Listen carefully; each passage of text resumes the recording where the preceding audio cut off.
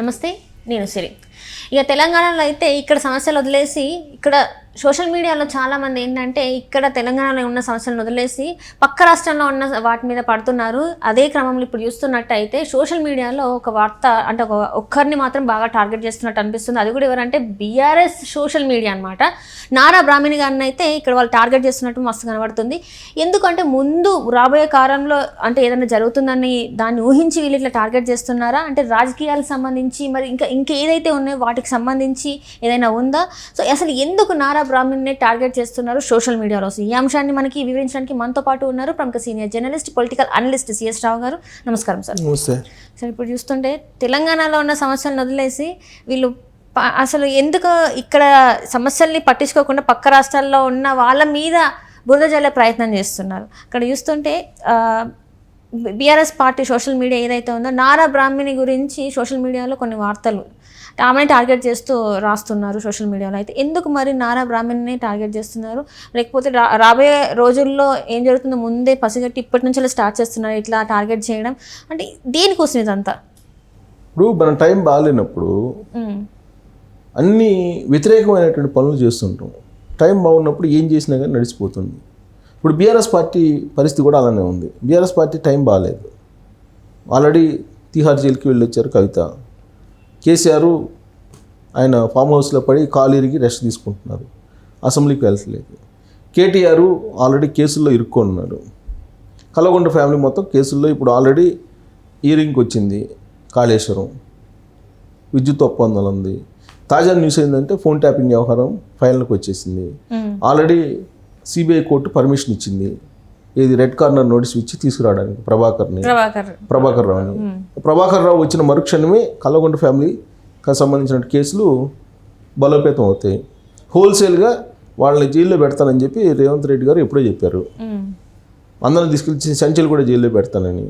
ఇలాంటి పరిస్థితుల్లో 18% మొన్న లోక్సభ ఎన్నికల్లో వచ్చినటువంటి పార్టీ 18% పడిపోయింది దాని పర్ఫార్మెన్స్.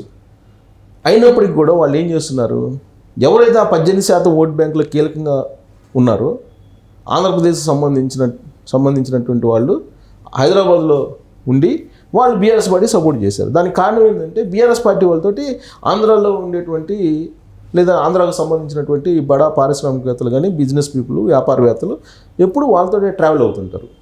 బీఆర్ఎస్ పార్టీకి సంబంధించిన కల్వకుంట్ల ఫ్యామిలీని, బీఆర్ఎస్ పార్టీ అంటే కల్వకుంట్ల ఫ్యామిలీ ఇది, ఆ కల్వకుంట్ల ఫ్యామిలీని ఆంధ్రాకు సంబంధించినటువంటి వ్యాపారవేత్తలు, వాణిజ్యవేత్తలు, పారిశ్రామికవేత్తలను విడదీయలేటువంటి సంబంధం వాళ్ళకు ఉంది. అది అందరికీ తెలిసినటువంటి బహిరంగ రహస్యం. అయినప్పటికీ మొన్న ఈ మధ్య కౌశిక్ రెడ్డి అని అతనితో ముందు పెట్టి బతకడానికి వచ్చిన వాళ్ళు అని చెప్పేసి ఒక కామెంట్ చేయించారు. దాంతో ఆంధ్రాకు సంబంధించినటువంటి ఆంధ్ర మూలలో ఉన్నటువంటి ఎమ్మెల్యేలు గ్రేటర్ హైదరాబాద్లో చాలామంది ఉన్నారు బీఆర్ఎస్ పార్టీ వాళ్ళు లేకపోతే అసలు బీఆర్ఎస్ పార్టీకి ప్రతిపక్ష హోదా కూడా రాదు. సో ఇప్పుడు వాళ్ళు కాంగ్రెస్ పార్టీలోకి వెళ్దామా, బీజేపీలోకి వెళ్దామని ఆలోచిస్తున్నారు రాబోయేటువంటి ఎన్నికల నాటికి. అంటే టైం బాగాలేదు కాబట్టి ఇలాంటివన్నీ జరుగుతుంటాయి. బూమరాంగ్ అయింది. అది జరిగినట్టు తప్పుని సర్దిద్దుకునేటువంటి ప్రయత్నం చేసేటప్పటికే చేతులు గాలేక ఆకులు పట్టుకున్న సందంగా అయిపోయింది బీఆర్ఎస్ పార్టీ. అప్పుడు కూడా ఎన్నికల ముందు కూడా 2023 అసెంబ్లీ ఎన్నికల ముందు ఏం జరిగింది? చంద్రబాబు నాయుడు గారు అక్కడ అరెస్ట్ అయితే భలే సినిమా చూపించావు బ్రో అని ట్వీట్ చేస్తాడు జగన్మోహన్ రెడ్డికి. ఇక్కడ ఆయనకి మద్దతుదారులుగా ఉన్నటువంటి వాళ్ళు నిరసన తెలుపుతుంటే ఆ నిరసన తెలపడానికి మీరెవరు అంటాడు. అంటే ఆ తెలంగాణ భారతదేశంలో లేదా? తెలంగాణలో భారతదేశంలో లేదా? లేదా భారతదేశ రెవెన్యూలో ఆంధ్రప్రదేశ్ వాటా లేదా? ఆంధ్రప్రదేశ్ వాటాలో తెలంగాణకి వాళ్ళు పంపించలేదా? అంటే తెలంగాణ సపరేట్ దేశం అనుకుంటున్నారా వీళ్ళు? కాదు కదా. కాబట్టి ప్రాంతీయవాదం అనేది పనిచేయదు, ఎల్లకాలం పనిచేయదు. ఒక సందర్భంలో పనిచేసింది, అట్లా ఆ టైం బాగున్నప్పుడు పనిచేసింది. తెలంగాణ సమాజం ఇసురు కొట్టింది, కింద మోసం చేశారండి. ఇప్పుడు కూడా అలాంటి జిమ్మిక్కులు చేస్తున్నారు. ఇప్పుడు ఏం చేస్తున్నారు? రాబోయేటువంటి రోజుల్లో రాజకీయంగా ప్రమాదం ఎవరి ద్వారా ఉంది అనేటువంటి ఒక అంచనాకి వచ్చారు. వచ్చిన తర్వాత ఒకవేళ బ్రాహ్మణి ఏమన్నా తెలుగుదేశం పార్టీ తెలంగాణ విభాగం అధ్యక్షురాలు అవుతుందేమో, ఒకవేళ ఆవిడ అధ్యక్షురాలు అయితే మనం ఫేస్ చేయగలమా? తెలుగుదేశం పార్టీ యాక్టివేట్ అయితే తెలంగాణలో అసలు బీఆర్ఎస్ పార్టీ పరిస్థితి ఏంటి?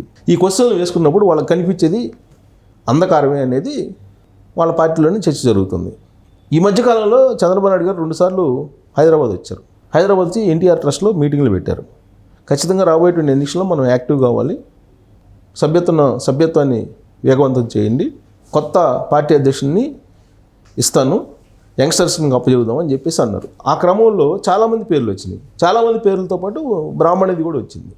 బ్రాహ్మణి పేరు కూడా వచ్చింది. బ్రాహ్మణి ఉంటే బాగుంటుంది పార్టీ అధ్యక్షురాలుగా అనేది కూడా వచ్చింది. బహుశా ఆ కోణం నుంచి బీఆర్ఎస్ పార్టీ సంబంధించినటువంటి సోషల్ మీడియా లేదా పింక్ మీడియా బ్రాహ్మణిని లేనిపోయినటువంటి ఇష్యూస్ని తీసుకొచ్చి సోషల్ మీడియాలో బదనాం చేసేటువంటి ప్రయత్నం చేస్తుందా అనేటువంటి అనుమానం ఇప్పుడు కలుగుతుంది. ఎందుకనంటే తాజాగా అంటే నిన్న గురువారం రోజు రేవంత్ రెడ్డి ఒక అద్భుతమైనటువంటి కార్యక్రమానికి శ్రీకారం చుట్టారు. స్కిల్ యూనివర్సిటీ ప్రారంభోత్సవం జరిగింది.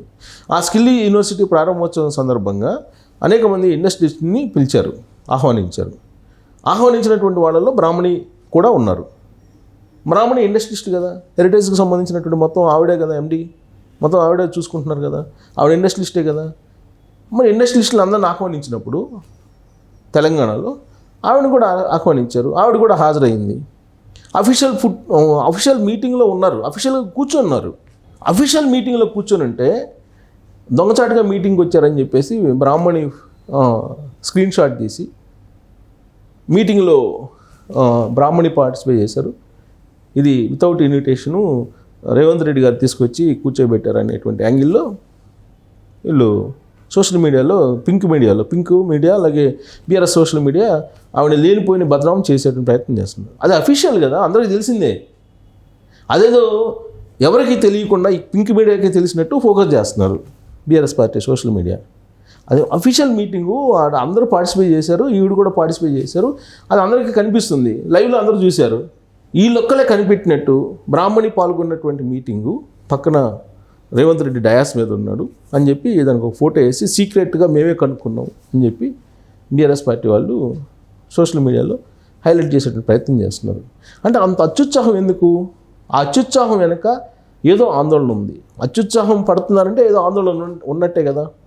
అంటే బ్రాహ్మణి రూపంలో రాబోయేటువంటి రోజుల్లో వాళ్ళకి రాజకీయపరమైనట్టు ప్రమాదం ఉందా, ఉన్న కారణంగానే ఈ విధంగా చేస్తున్నారా అనేటువంటిది ఖచ్చితంగా ఒక అనుమానం రాజకీయ వర్గాల్లో ఇప్పుడు వస్తుంది. పైగా హెరిటేజ్కి సంబంధించినటువంటి విరాళం మొన్న ఖమ్మంలో జరిగినటువంటి వరద దానికి ఇచ్చారు కదా. మరి ఇదే బీఆర్ఎస్ పార్టీ వాళ్ళు ఇప్పుడు అది ఆంధ్రాకి సంబంధించినటువంటి పారిశ్రామికవేత్తలు ఆల్మోస్ట్ కొన్ని వందల కోట్ల రూపాయలు ఇచ్చారు కదా విరాళాల కింద. మరి అవి కూడా తీసుకోవద్దని చెప్పి రేవంత్ రెడ్డి గారికి చెప్పచ్చు కదా. ఆంధ్ర వాళ్ళకి ఇచ్చేటువంటి విరాళాలు పనికి వస్తాయి. ఆంధ్ర వాళ్ళతో కలిసి బిజినెస్లు చేసుకోవచ్చు వీళ్ళు, కల్వకుంట్ల ఫ్యామిలీ. ఆంధ్ర వాళ్ళతో కలిసి మీరు కన్స్ట్రక్షన్ వ్యాపారాలు చేసుకోవచ్చు. ఆంధ్ర వాళ్ళతో కలిసి మీరు పెట్టుబడులు పెట్టచ్చు. ఆంధ్ర వాళ్ళతో కలిసి విదేశాల్లో మీరు వ్యాపారాలు కూడా చేసుకోవచ్చు. ఆంధ్ర వాళ్ళు ఇచ్చిన విరాళాలు కూడా పనికి వస్తాయి. కానీ బతకొచ్చడానికి వచ్చినటువంటి వాళ్ళకి పిఎస్సి చైర్మన్ ఇస్తామని చెప్పి ఇదే పార్టీ వాళ్ళు మాట్లాడతారు. ఏంటి లాజిక్? బ్రాహ్మణి మీటింగ్ పాల్గొంటూ నేరు అన్నట్టుగా వాళ్ళు మాట్లాడుతున్నారు. అది ఓపెన్ మీటింగ్ కదా. వీళ్ళేదో సీక్రెట్గా మేము కనుక్కున్నట్టు వాళ్ళు ఫోటో వేసేసి బ్రాహ్మణి పాల్గొంది, బ్రాహ్మణికి ఆంధ్ర వాళ్ళతోటి టైఅప్ అయి ఉన్నాడు రేవంత్ రెడ్డి, లేదంటే తెలుగుదేశం పార్టీ వాళ్ళతో టైఅప్ అయి ఉన్నాడు, ఇలాంటివి మాట్లాడుతుంటారు. ఇప్పుడు ఇవన్నీ చెప్పారు కదా, 2023 ముందు చెప్పారు కదా. చెప్తేనే ప్రజలు మ్యాండేటరీ ఇచ్చారు కదా. చెప్పిన తర్వాతనే కదా ప్రజలు మ్యాండేటరీ ఇచ్చింది రేవంత్ రెడ్డి గారికి. మరి ఇవన్నీ ఈ ప్రయోగాలు ఇట్లాంటి social media over action BRS పార్టీది ఆ పార్టీని ముంచేసేలాగా కనపడుతుందని చెప్పి మనం విశ్లేషణ చేసుకోవచ్చు. Right sir, right. Thank you so much sir. Thank you.